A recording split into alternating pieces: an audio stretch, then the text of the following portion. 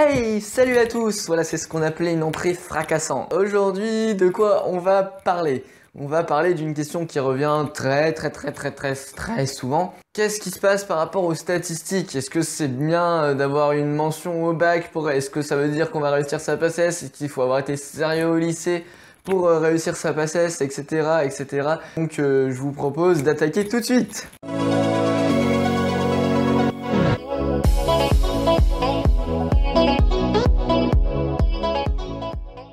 Alors oui, déjà, première chose, que disent les statistiques par rapport à tout ce qui est du lycée, par rapport aux gens qui vont faire PACES? Donc c'est des statistiques, c'est des chiffres que j'ai trouvés sur le site de Réussir ma PACES. Ils disaient que à Paris Descartes, en 2013, donc pour 100 personnes admises, il y en avait eu 47% qui avaient eu la mention très bien, 33% d'entre eux qui avaient eu la mention bien, 15% qui avaient eu la mention assez bien, et 5% qui avaient eu la mention passable, c'est-à-dire qui avaient juste eu leur bac. D'un point de vue purement factuel, les statistiques le prouvent, oui.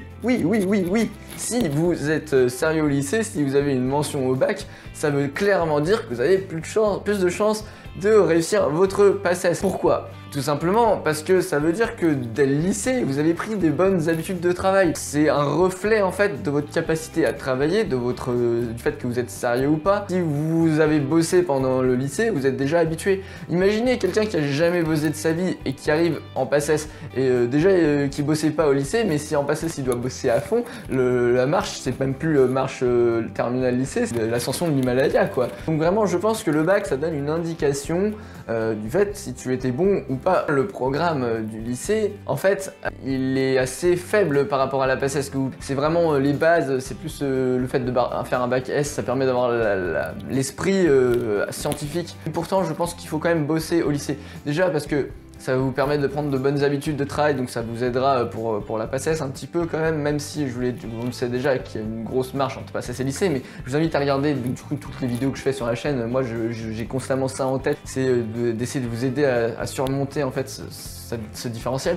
Mais aussi je pense qu'il faut continuer à bosser au lycée parce que c'est important de ne pas se fermer des portes en fait. Il y a des gens très bien qui peuvent décider de changer d'avis et ils ont plus forcément envie d'aller en PACES et là ils ont un dossier pourri, ah bah merde, c'est embêtant.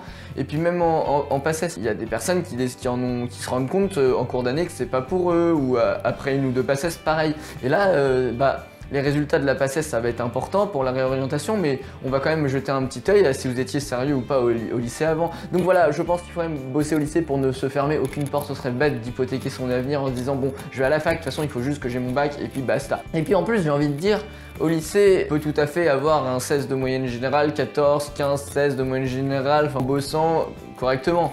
Moi, j'ai jamais bossé à fond comme un malade H24 au lycée. Bossé mes contrôles la veille pour le lendemain, l'avant-veille pour le lendemain et j'arrivais quand même à me taper un 16-17 de moyenne générale. Alors forcément, il y avait quelques personnes qui étaient un peu jalouses parce que eux, ils travaillaient pas du tout, ils avaient l'impression que je bossais comme un dingue alors que pas du tout, je pouvais très bien faire du sport, profiter de la vie, etc. en faisant quelques devoirs et puis en bossant sérieusement à côté.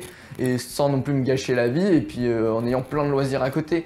Donc oui, pour moi, ça influe énormément le fait d'avoir été sérieux au lycée, c'est carrément important. Le bac c'est vraiment un reflet en fait. Maintenant voilà, j'ai envie de dire ok, j'ai dit ça, sauf que maintenant je vais dire tout le contraire. Vous allez voir, je vais complètement me contredire. En même temps il faut bien que je donne l'espoir aux autres, mais c'est vraiment quelque chose que je pense.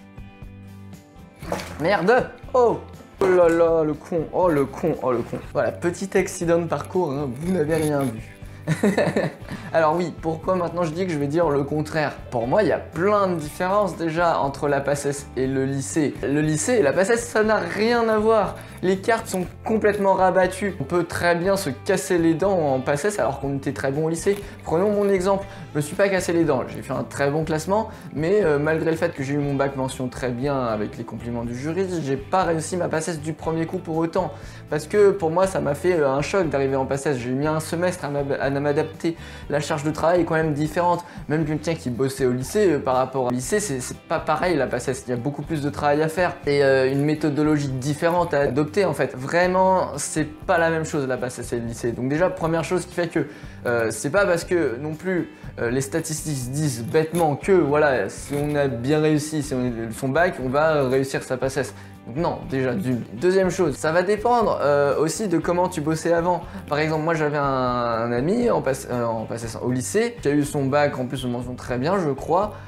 Mais par contre, tu vois, dès la seconde, il bossait comme un malade, il bossait à fond de sa vie. Donc lui, il n'avait pas de potentiel, en fait, il était déjà là en termes de travail. En PACES, il est peut-être arrivé, je sais pas, là, mais il n'avait pas beaucoup de potentiel. Alors que quelqu'un qui bossait très peu et qui avait quand même des notes correctes et qui arrive en PACES et qui va bosser beaucoup, il a un potentiel. Donc en fait, ça dépend aussi de comment tu as bossé pour avoir ta mention. Quelqu'un qui a eu sa mention très bien ou assez bien, mais qui bossait comme un dingue et qui avait du mal et tout. Pour ça, c'est pas la même chose que quelqu'un qui faisait pas trop, qui bossait pas trop et qui a quand même eu sa mention comme ça. C'est pas le même potentiel. Aussi, je disais que la PACES c'est pas le lycée. Il y a plein de matières au lycée qui vont complètement servir à rien en PACES. Je sais pas, je dis pas que c'est pas utile dans la vie. Par exemple, la philo, je sais pas quoi. Mais ça va, l'histoire géo, le français, ça va. Il n'y a pas de ça en PACES. Il n'y a pas de dissertation philosophique.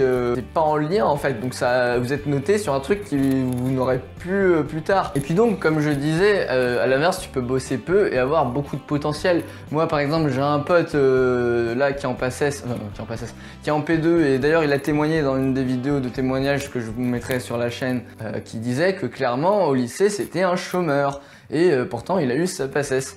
En doublant certes, mais il l'a quand même eu. Pourquoi en fait? Au lycée, on travaille pas vraiment, enfin on travaille pour soi, mais c'est encore abstrait. Alors qu'en PACES, quoi, on travaille pour le métier dont on rêve, pour la passion, on a un but, on a un objectif. On fait pas ça pour rien, entre guillemets. Alors certes, les cours sont pas forcément très médicaux, et on voit pas forcément à quoi ça sert, mais on sait très bien que c'est la porte d'entrée vers ce qu'on veut faire plus tard, vers ses études. Et à ce moment-là, quelqu'un qui avait pas bossé avant, il peut très bien se révéler.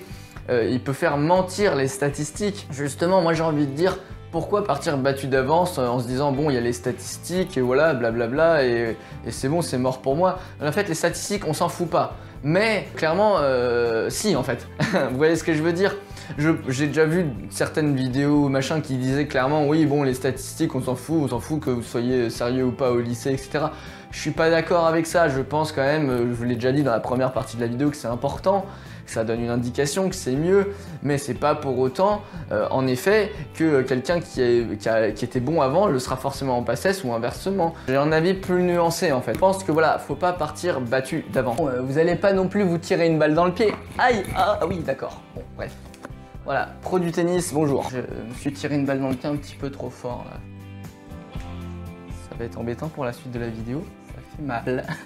Donc en P1 en fait il n'est vraiment plus question de mention mais vraiment de méthodologie, de volonté, de hargne pour réussir, pour bosser et de motivation. La mention maintenant c'est vraiment secondaire. Alors donc enfin si je veux apporter une synthèse, la petite conclusion, bosser au lycée sans non plus vous gâcher la vie, mais c'est parfaitement possible. Essayez d'avoir la meilleure mention possible au bac, soyez le plus sérieux possible, ça ne pourra que vous être utile dans tous les cas de toute façon et c'est pas non plus la fin du monde de travailler un petit peu.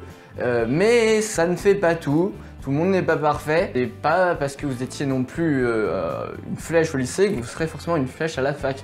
C'est pas un gage de réussite, pas non plus une garantie, même si c'est quand même bien mieux. Un meilleur taux de réussite sur le papier seulement, parce que tout va changer après, ça dépend que d'où après. Donc voilà, ça c'était mon avis, c'est d'être le plus honnête possible, d'avoir un avis un peu plus réfléchi, j'espère. J'espère que ça vous a intéressé, que ça vous a plu. Et donc on se dit à bientôt pour de nouvelles vidéos. J'espère que ces conseils vous aideront à devenir de futurs Doc Junior. Allez, salut!